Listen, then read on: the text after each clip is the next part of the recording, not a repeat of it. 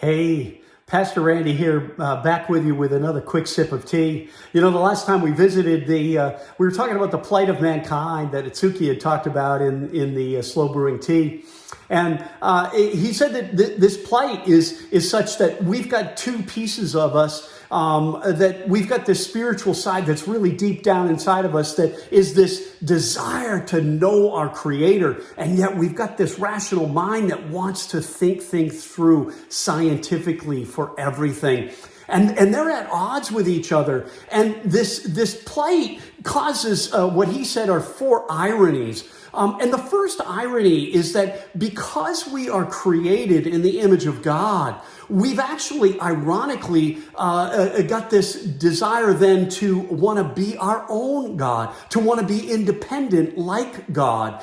And this push-pull is ironic because the very thing that should be pulling us toward God and is also ironically pulling us away because we want to be independent.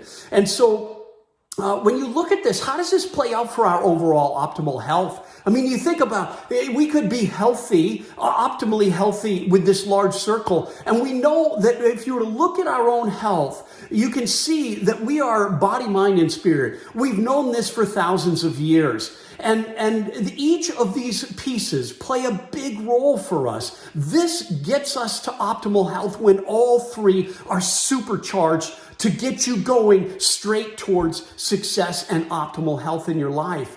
But what happens when we get society telling us the spiritual doesn't matter? It probably doesn't even exist. So who cares about that? Oh, well, I guess we should care because I want you to see this. As our spiritual side decreases, our health is going to decrease as well. Because look, we're also going to start to shrink the body and mind. They're all three interplayed. We know this. The body impacts the mind impacts the spirit impacts the body, the spirit impacts the mind. All of these are together. And when we are shrinking our health, it's affecting us. Look at this. This is the statistically, this is the number of percentage of believers or people who are committed to a spiritual path in the United States of America, and it's been on a decline. And you compare that, if you think that possibly